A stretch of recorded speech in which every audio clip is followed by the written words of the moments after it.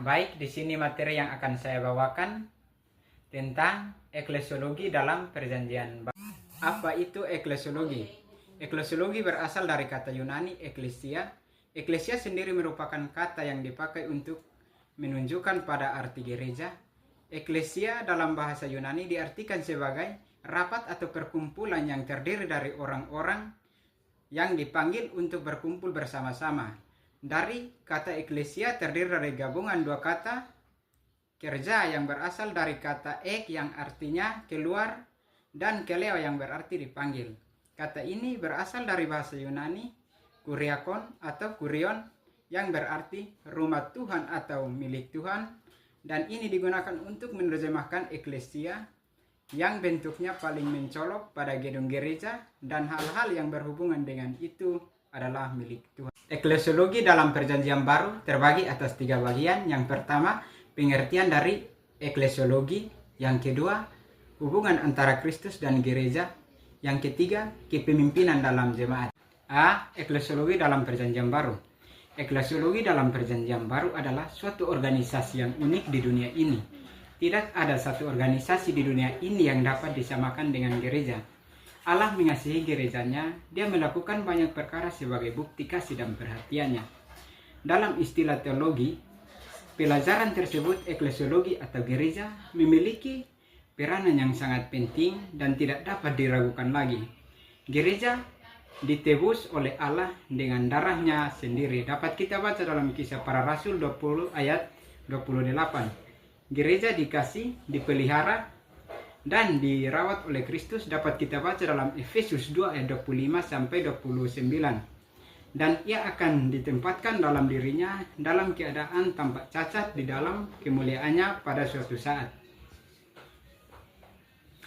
Gereja sebagai eklesia merujuk pada apa yang harus dilakukan oleh gereja di dalam dunia ini sebagai wujud dari ketaatan kepada Tuhan sebagai sang pemilik gereja itu sendiri.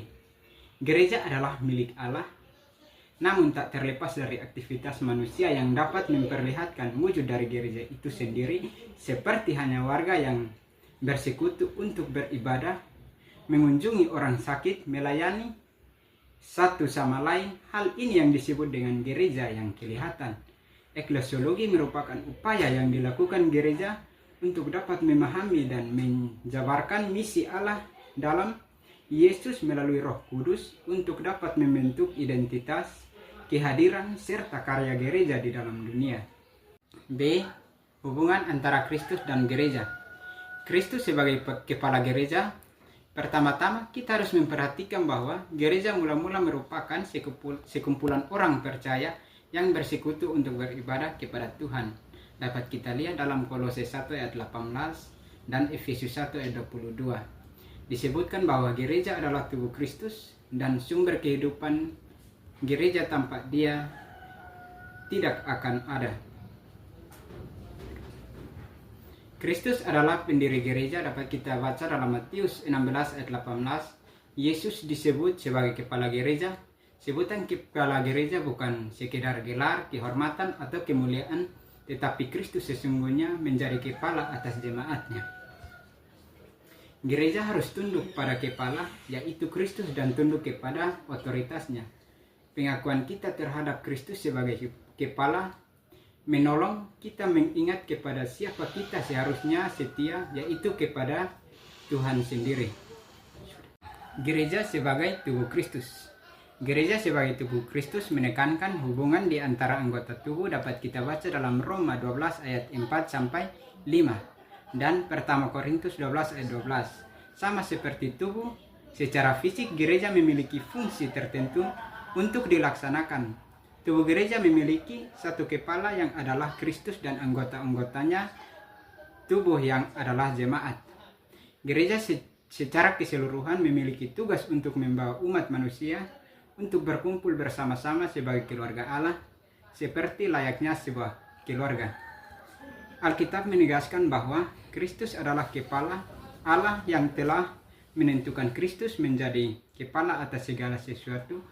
Arti Kristus sebagai kepala gereja dan gereja sebagai tubuh Kristus berarti bahwa sebagai otoritas berada di dalam gereja yang kelihatan dan gereja yang tidak kelihatan. Melalui gereja yang kelihatan ini, Allah menumbuhkan kedewasaan umat di bawah pendidikan gereja. Gereja yang tidak kelihatan adalah gereja yang ideal yang hanya nampak dalam pandangan Allah. Pemisahan antara gereja yang kelihatan dan gereja yang tidak kelihatan, demikianlah orang mau menjelaskan adanya perbedaan besar antara gereja sebagaimana seharusnya ada dengan rupa yang diperlihatkannya dalam praktik sehari-hari. Begitu kerasnya orang mau mengutamakan hal kerohanian sehingga pengertian gereja mau dibersihkan dari segala noda dunia dan manusiawi. Kata gereja sebagaimana disebut di dalam pengakuan iman yang dapat dijadikan sebagai suatu pengertian rohani yang abstrak. Sedangkan kata rohani diartikan sebagai lawan dari yang kelihatan. Itulah yang dianggap orang sebagai gereja yang sesungguhnya atau gereja yang tidak kelihatan. Jemaat yang berkembang. Ada 3 bagian. Yang pertama, jemaat sebagai satu tubuh. Kiasan mengenai tubuh adalah yang paling hidup dan penuh arti. Nampaknya ada berkembang dalam pemikiran Paulus mengenai jemaat sebagai satu tubuh. Dalam surat Roma, ia menggunakan kiasan dan untuk mengajarkan bahwa karunia-karunia yang berbeda bisa dipakai dalam satu jemaat. Dapat kita baca dalam Roma 12 ayat 4 hingga ayat yang ke-8 yang membuat perbedaan yang jelas antara kesatuan dan keseragaman. Tubuh menggambarkan kesatuan jemaat dalam surat pertama Korintus. Jemaat digambarkan sebagai tubuh manusia, memberi gambaran mengenai hubungan Kristus. 2. Jemaat sebagai pengganti perempuan.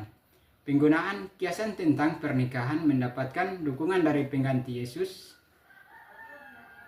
Kiasan tersebut ditentukan dalam perumpamaan tentang gadis-gadis, tetapi arti dari perumpamaan itu tidak tergantung pada identifikasi dari pengganti itu. Dapat kita baca dalam Matius 25 ayat 1 hingga ayat yang ketiga.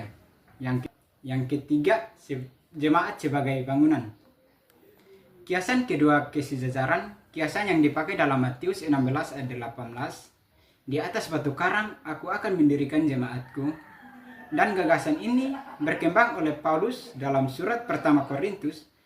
Ia menyatakan bahwa jemaat Korintus adalah bangunan Allah. Pertama Korintus 3 ayat 9. Dan kemudian ia menyamakan dirinya sebagai orang ahli bangunan. Dapat kita baca dalam pertama Korintus 3 ayat 10. C. Kepemimpinan dalam jemaat. Dalam Kisah Para Rasul 1 ayat 21 hingga ayat yang ke-22 dijelaskan mengenai pendekatan orang-orang Kristen mula-mula terhadap organisasi. Ruang lingkup orang-orang yang dapat dipilih terbatas sekali pada orang-orang yang bersama dengan Yesus selama pelayanannya dan yang menyaksikan kebangkitannya.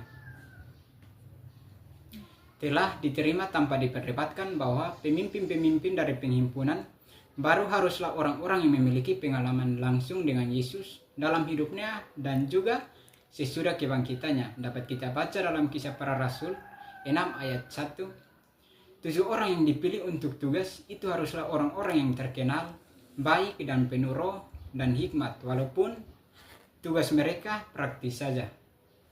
2 dari orang-orang yang dipilih itu, yaitu Stefanus dan Filipus, terbukti mampu dalam pelayanan pemberitaan. Memang jelas dalam masa perjanjian baru tidak terdapat suatu hierarki mengenai jabatan-jabatan gerejawi. Dalam perjalanan misi mereka yang pertama, Paulus dan Barnabas menunjukkan penatua-penatua dalam tiap-tiap jemaat yang didirikan.